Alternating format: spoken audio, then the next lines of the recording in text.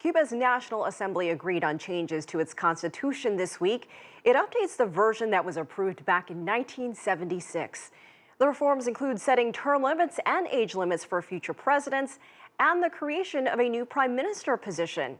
It also recognizes private property rights and same-sex marriage for citizens. Joining us now to discuss these changes is James Early, an expert on U.S.-Cuba relations. He's also the former director of cultural heritage policy at the Smithsonian. Thank you so much for joining us. Thank you. You've been to Cuba at least 100 times over the last 4 decades. What do these changes signify, and does it reflect Cuba today?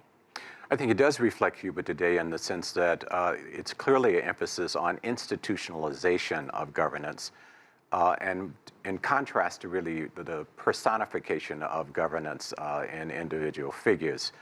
So that the move to develop a prime minister or to have provincial governors, and at least a philosophical emphasis on the role of the citizen, of listening to the citizen, responding to the citizen, and, quote, encouraging debate among citizens, sets sort of the linkage between the focus on an active citizenry and a more efficient government that is institutionalized and that is not overly personified.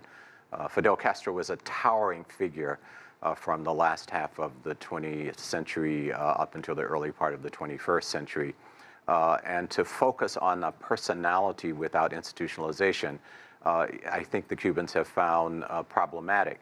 Raul Castro, in effect, was not a towering individual personality, but he brought a more meticulous approach to the institutionalization of protocols and procedures, and opened up the challenge to see the Cuban citizen as the primary issue, not the Communist Party per se or the government, although the Communist Party is emphasized as the leading organ for the governance of the country.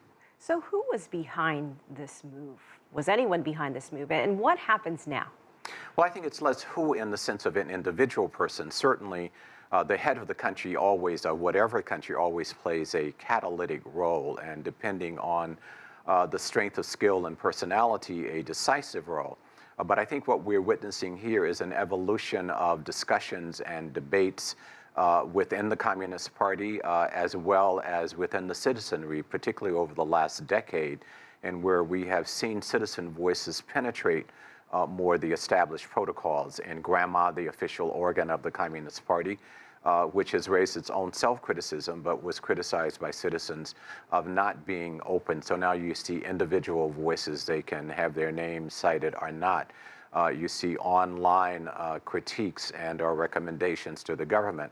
So I think this is an attempt to make the government more efficient, particularly with regard to the economy, and to look at more of a collective kind of leadership that does not allow a kind of focus on an individual personality, but more on positionality within the collective of governance. Were you surprised by the timing of this announcement, given that Miguel Diaz-Canel became president just a few months ago?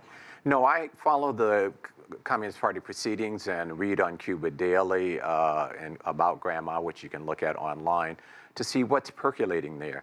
And this discussion about a constitution started around 2011, became more formalized around 2014 under the presidency of Raul Castro, who had come into office in 2006, they thought temporarily, and then was finalized as president in 2008 when it was clear that Fidel Castro's health would not allow him to reassume the presidency.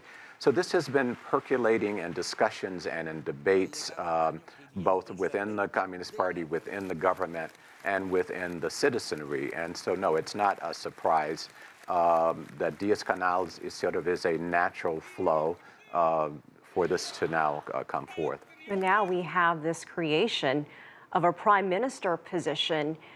How does that person balance responsibilities with a president? Well, there's a lot of speculation about how that will be balanced.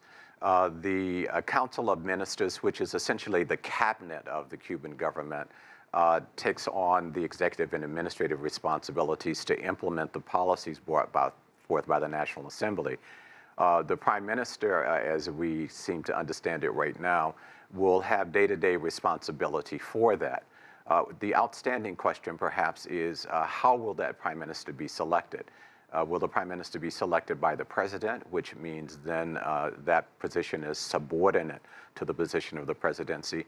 Or will it be some kind of co-equal governance with regard to the internal execution of policies and enforcement of those policies in relationship to the foreign policy? It's unclear. I think we will have to wait and see, not so much who is selected in the first instance, but how that person is selected.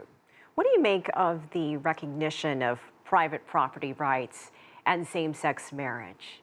It is, I think, progressive with regard to private property. I think it is a recognition of perhaps two factors.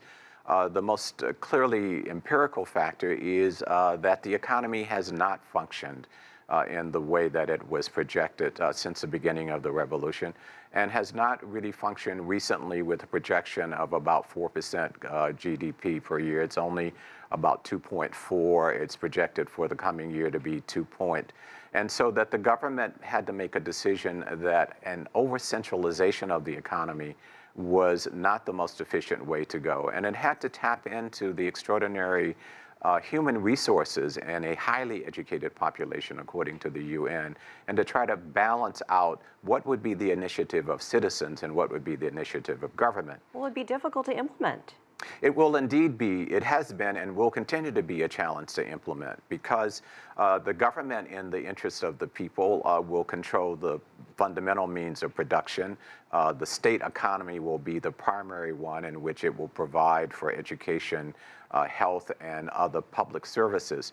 The private sector is projected to take on 40 to 45% of contribution to the economy. But here are the challenges.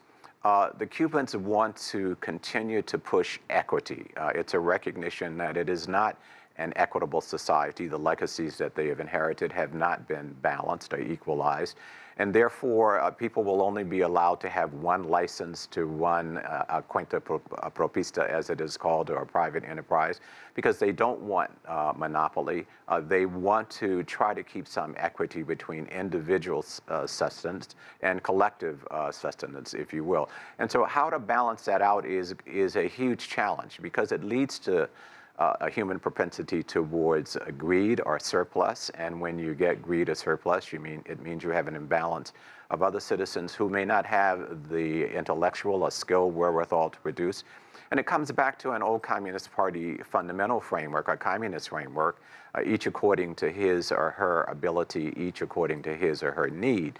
Some people will be able to produce huge amounts, but the question is, what happens to those who work very, very hard, but still don't have the skill level or the intellectual level to produce? And so how to balance those two out is what is going to cause some frustration and a lot of criticism externally.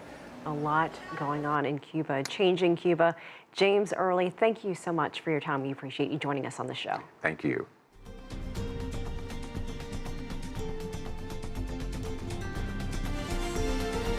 America's Now.